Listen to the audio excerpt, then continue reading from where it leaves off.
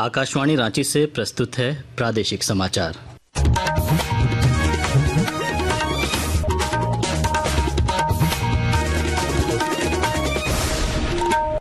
नमस्कार, प्रादेशिक समाचारों के साथ मैं समीर बाखला।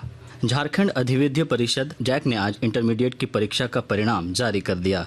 जैक परिसर में शिक्षा मंत्री रामदास सोरेन ने इंटरमीडिएट विज्ञान और कॉमर्स का रिजल्ट जारी किया।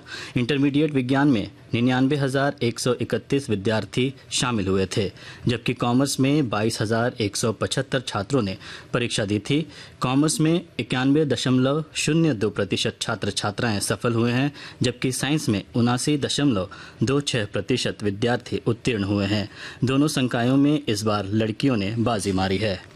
रांची जिले के कांके प्रखंड के नगड़ी में राज्य सरकार की ओर से रिम्स 2 के निर्माण के लिए जमीन की मापी की जा रही है।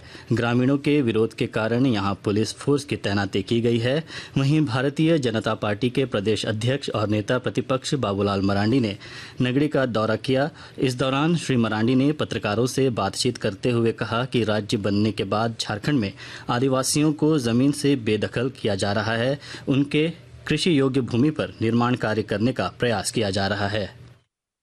खाद्यान्न के मामले में झारखंड ऐसे ही डिफिसिट में है। जितना आबादी है उसके अनुपात झारखंड के लोगों को खाद्यान्न की जितनी जरूरत है उतना यहाँ उत्पादन नहीं होता है। इसलिए जो उत्पादन जो भूमि है, कृषि योग्य भूमि है, सरकार को तो उसको बचानी चाहिए। लेकिन यहाँ तो दुर्भाग्य है जो खेती की जमीन है। अब इस जमीन पर सरकार क्या बनाना चाह रही है? रिम्स 2 बनाना चाहते। भाई कोई भी कंस्ट्रक्शन के लिए आप बंजर भूमि खोजिए ना। इसलिए हम सरकार से आग्रह करते हैं, पुलिस को हटा करके ये सब आप खेती बाड़ी करने दीजिए।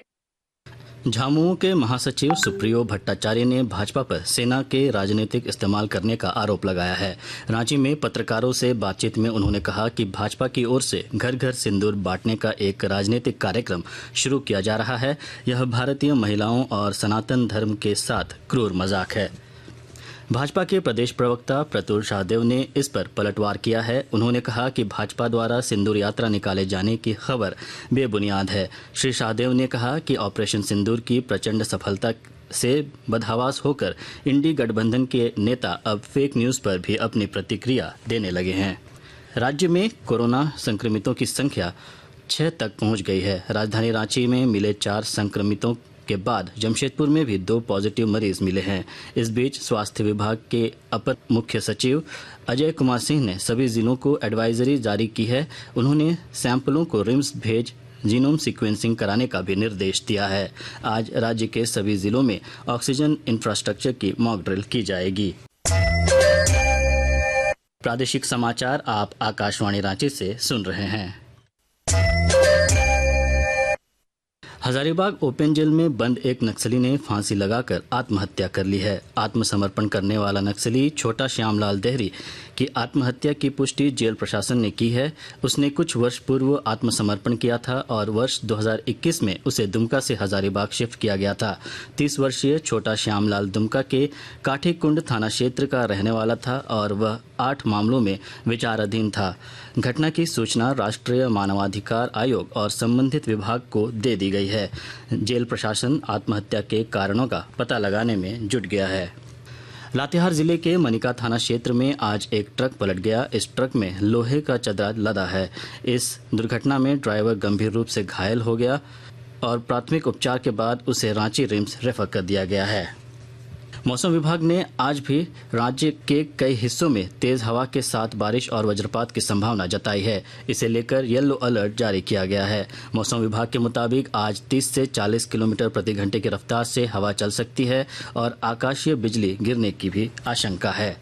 ओलंपियन सलीमा टेटे समेत झारखंड की कई खिलाड़ियों को हॉकी की बारीकियां सिखाने वाली कोच प्रतिमा बरुआ की स्थिति बेहद गंभीर है। 29 मई को खूंटी में पैरालिसिस अटैक के बाद उन्हें रांची के एक निजी अस्पताल में भर्ती कराया गया है।